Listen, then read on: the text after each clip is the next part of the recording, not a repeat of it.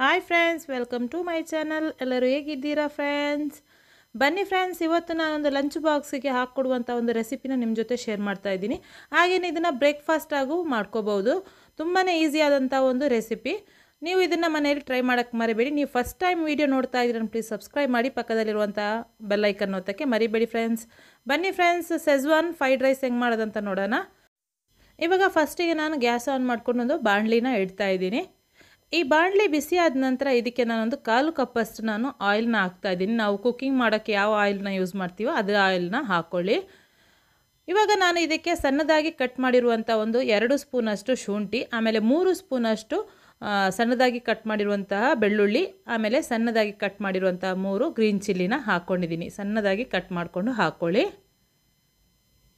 ಇದನ್ನು ಚೆನ್ನಾಗಿ ಫ್ರೈ ಮಾಡ್ಕೋಬೇಕು. ಒಂದು ಒಳ್ಳೆ ಅರೋಮ ಬರುವವರೆಗೂ ಇದನ್ನು ಚೆನ್ನಾಗಿ ಫ್ರೈ ಮಾಡ್ಕೊಳ್ಳಿ. 1-2 ನಿಮಿಷ ಇದನ್ನು ಫ್ರೈ ಮಾಡಿಕೊಂಡ್ರೆ ಸಾಕು. ಒಂದು ಒಳ್ಳೆ ಅರೋಮ ಮತ್ತು ಚೆನ್ನಾಗಿ ಫ್ರೈ ಆಗುತ್ತೆ.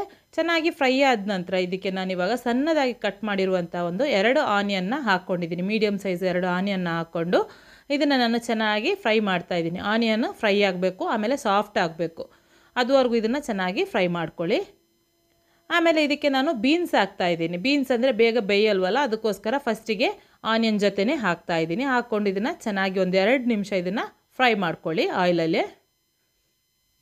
ನೋಡಿ, ಇವಾಗ ಆನಿಯನ್ ಮತ್ತು ಬೀನ್ಸ್ ಎಲ್ಲ ಚೆನ್ನಾಗಿ ಫ್ರೈ ಆಗ್ತಾ ಬಂತು. ಇದಕ್ಕೆ ನಾನು ಕ್ಯಾರೆಟ್ನ ಸಣ್ಣದಾಗಿ ಕಟ್ ಮಾಡಿಕೊಂಡು ಹಾಕ್ಕೊಂಡಿದ್ದೀನಿ. ಒಂದು ಫುಲ್ಲು ಕ್ಯಾರೆಟ್ ತೊಗೊಂಡು ಅದನ್ನು ಸಣ್ಣ ಸಣ್ಣ ಪೀಸ್ಗಳನ್ನ ಮಾಡಿಕೊಂಡು ಹಾಕ್ಕೊಳ್ಳಿ.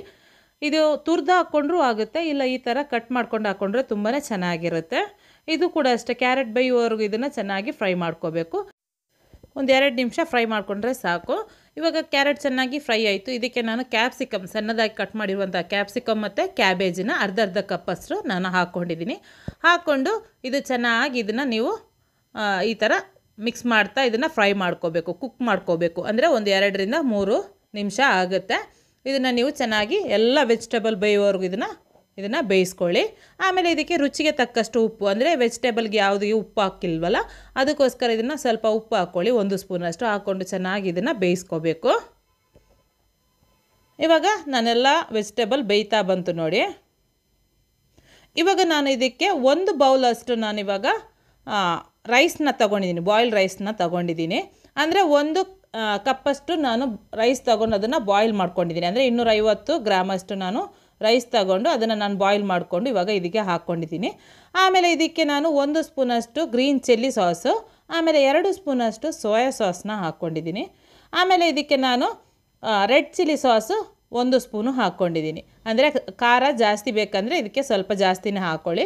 ಆಮೇಲೆ ಇದಕ್ಕೆ ನಾನು ಸೆಜ್ವಾನ್ ಸಾಸ್ನ 2 ಸ್ಪೂನಷ್ಟು ಹಾಕ್ಕೊಂಡಿದ್ದೀನಿ.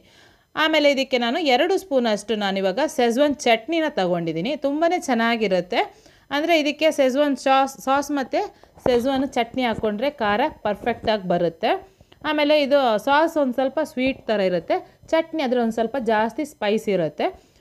ಇದು ಬ್ಯಾಲೆನ್ಸ್ ಆಗುತ್ತೆ ಅಂತ ಹೇಳಿ ನಾನಿವಾಗ ಹಾಕ್ಕೊಂಡಿದ್ದೀನಿ. 2 ಸ್ಪೂನಷ್ಟು ಹಾಕ್ಕೊಂಡು ಚೆನ್ನಾಗಿ ಇದನ್ನು ಮಿಕ್ಸ್ ಮಾಡ್ಕೋಬೇಕು. ಇದು ಒಂಥರ ಸ್ಪೈಸಿ ಆಗಿರುವಂಥ ಒಂದು ರೈಸ್, ಚೈನೀಸ್ ರೈಸ್ ಅಂತ ಹೇಳ್ಬೋದು. ತುಂಬಾ ಚೆನ್ನಾಗಿರುತ್ತೆ. ಇವಾಗ ಎಲ್ಲ ಸಾಸ್ನ ಹಾಕ್ಕೊಂಡು ಇದನ್ನು ಚೆನ್ನಾಗಿ ಮಿಕ್ಸ್ ಮಾಡ್ಕೋಬೇಕು. ನೋಡಿ, ಇವಾಗ ನಾನು ಇದನ್ನೆಲ್ಲ ಹಾಕ್ಕೊಂಡು ಚೆನ್ನಾಗಿ ಇದನ್ನು ಮಿಕ್ಸ್ ಮಾಡ್ತಾಯಿದ್ದೀನಿ. ಇವಾಗ ಮಿಕ್ಸ್ ಮಾಡಿದ ನಂತರ ಇದಕ್ಕೆ ನಾನಿವಾಗ 1 ಸ್ಪೂನಷ್ಟು ನಾನು ರೋಸ್ಟ್ ಮಾಡಿರುವಂತಹ ಜೀರಾ ಪೌಡ್ರನ್ನ ಹಾಕ್ಕೊಂಡಿದ್ದೀನಿ. ಆಮೇಲೆ ಇದಕ್ಕೆ 1 ಸ್ಪೂನಷ್ಟು ಬ್ಲ್ಯಾಕ್ ಪೆಪ್ಪರ್ ಪೌಡ್ರ್, ಅಂದರೆ ಕಾಳು ಮೆಣಸಿನ ಪೌಡ್ರನ್ನ ಹಾಕ್ಕೊಂಡಿದ್ದೀನಿ. ಹಾಕ್ಕೊಂಡು ಇದನ್ನು ಚೆನ್ನಾಗಿ ಇದನ್ನು ಮಿಕ್ಸ್ ಮಾಡ್ಕೋಬೇಕು. ಇದಕ್ಕೆ ಇಷ್ಟೇ ಮಸಾಲ ಪೌಡ್ರುಗಳನ್ನ ಹಾಕೋದು, ಜಾಸ್ತಿ ಹಾಕೋಕ್ಕೆ ಹೋಗಬೇಡಿ. ಇದನ್ನು ಚೆನ್ನಾಗಿ ಮಿಕ್ಸ್ ಮಾಡ್ಕೊಳ್ಳಿ. ಆಮೇಲೆ ಸಾಸಲ್ಲೆಲ್ಲ ಉಪ್ಪು ಇರುತ್ತೆ. ಆಮೇಲೆ ಫಸ್ಟಿಗೆ ವೆಜಿಟೇಬಲ್ ಹಾಕುವಾಗೂ ಕೂಡ ನಾವು ಉಪ್ಪು ಹಾಕ್ಕೊಂಡಿದ್ದೀವಿ. ನೋಡಿಕೊಂಡು ನೀವೇನು ಮಾಡಬೇಕು, ಒಂದು ಅರ್ಧ ಸ್ಪೂನಷ್ಟು ಉಪ್ಪನ್ನ ಹಾಕ್ಕೊಳ್ಳಿ. ಬೇಕಂದರೆ ಆಪ್ಷನಲ್ಲು ಇದು, ಇಲ್ಲ ಅಂದರೆ ನೀವು ಇದನ್ನು ಸ್ಕಿಪ್ ಮಾಡ್ಕೋಬೋದು. ನೋಡಿಕೊಂಡು ಹಾಕ್ಕೊಂಡ್ರೆ ಆಯಿತು. ನನಗೆ ಒಂದು ಸ್ವಲ್ಪ ಖಾರ ಕಮ್ಮಿ ಅನಿಸ್ತು, ಅದಕ್ಕೆ ಮತ್ತೆ ನಾನು 1-2 ಸ್ಪೂನಷ್ಟು ಸೆಜ್ವಾನ್ ಸಾಸ್ನ ಹಾಕ್ತಾಯಿದ್ದೀನಿ. ಸಾಸ್ನ ಹಾಕ್ಕೊಳ್ಳಿ, ಚಟ್ನಿ ಹಾಕೋಕ್ಕೆ ಹೋಗಬೇಡಿ, ಒಂದು ಸ್ವಲ್ಪ ಸ್ಪೈಸಿ ಜಾಸ್ತಿ ಇರುತ್ತೆ. ಅದಕ್ಕೋಸ್ಕರ ಸಾಸ್ನ ನಾನು 2 ಸ್ಪೂನ್ ಹಾಕ್ಕೊಂಡು ಮಿಕ್ಸ್ ಮಾಡಿದ ನಂತರ ಇದಕ್ಕೆ ನಾನು 1 ಹಿಡಿಯಷ್ಟು ಕೊತ್ತಂಬರಿ ಸೊಪ್ಪನ್ನ ಹಾಕ್ತಾಯಿದ್ದೀನಿ. ಇದಕ್ಕೆ ಬೇಕಂದರೆ ನೀವು ಒಂದು ಅರ್ಧ ಲೆಮನ್ನು ಕೂಡ ಹಾಕ್ಕೋಬೋದು. ಅಂದರೆ ನಾನು ಸಾಸಲ್ಲ ಒಂದು ಸ್ವಲ್ಪ ಹುಳಿ ಥರ ಇತ್ತಲ್ವ, ಅದಕ್ಕೋಸ್ಕರ ನಾನು ಲೆಮನ್ ಹಾಕ್ಕೊಂಡಿಲ್ಲ. ಇದನ್ನು ಹಾಕ್ಕೊಂಡು ಕೊತ್ತಂಬರಿ ಸೊಪ್ಪು ಹಾಕ್ಕೊಂಡು ಇದನ್ನು ನಾನಿವಾಗ ಚೆನ್ನಾಗಿ ಮಿಕ್ಸ್ ಮಾಡಿ 5 ನಿಮಿಷ ಇದನ್ನು ಚೆನ್ನಾಗಿ ಈ ಥರ ಮಿಕ್ಸ್ ಮಾಡ್ಕೋಬೇಕು, ಫ್ರೈ ಮಾಡ್ಕೋಬೇಕು. ರೈಸ್ನೆಲ್ಲ ಈ ಥರ ಚೆನ್ನಾಗಿ ಫ್ರೈ ಮಾಡ್ಕೋಬೇಕು 5 ನಿಮಿಷ. ನೋಡಿ ಈ ಥರ ಚೆನ್ನಾಗಿ ಮಿಕ್ಸ್ ಮಾಡ್ತಾ ಫ್ರೈ ಮಾಡ್ಕೊಳ್ಳಿ. ಇವಾಗ ಪರ್ಫೆಕ್ಟ್ ಆಗಿರುವಂಥ ಒಂದು ಸೆಜ್ವಾನ್ ರೈಸ್ ರೆಡಿ ಆಯಿತು. ರಸ್ತೆ ಬದಿಗಳೆಲ್ಲ ಕಾಟ್ಗಳೆಲ್ಲ ಮಾಡ್ತಾರಲ್ವ, ಸೇಮ್ ಇದೇ ಥರ ಯಾವ ಥರ ಮಾಡೋದಂತ ನಿಮ್ಮ ಜೊತೆ ಈ ರೆಸಿಪಿನ ಶೇರ್ ಮಾಡ್ಕೊಂಡಿದ್ದೀನಿ. ನಿಮಗೆಲ್ಲರಿಗೂ ಇವತ್ತಿನ ರೆಸಿಪಿ ಇಷ್ಟ ಆಯಿತು ಅಂತ ಅನ್ಕೋತೀನಿ. ಈ ವಿಡಿಯೋನ ನಿಮ್ಮ ಫ್ಯಾಮಿಲಿ, ಫ್ರೆಂಡ್ಸ್, ರಿಲೇಟಿವ್ಸ್ಗೆ ಎಲ್ಲರಿಗೂ ಶೇರ್ ಮಾಡಿ. ಹಾಗೆಯೇ ಈ ವಿಡಿಯೋಗೆ ಒಂದು ಲೈಕ್ ಕೊಡಲಿಕ್ಕೆ ಅಂತೂ ಮರೀಲೇಬೇಡಿ. ಈ ರೆಸಿಪಿ ಹೆಂಗಾಯಿತು ಅಂತ ನನಗೆ ಕಮೆಂಟ್ ಬಾಕ್ಸಲ್ಲಿ ಒಂದು ಕಮೆಂಟ್ ಹಾಕಿ. ನೆಕ್ಸ್ಟು ನಾನು ಹೊಸ ರೆಸಿಪಿಯೊಂದಿಗೆ ಹೊಸ ವಿಡಿಯೋ ಜೊತೆ ಬರ್ತೀನಿ ಫ್ರೆಂಡ್ಸ್. ಬಾಯ್.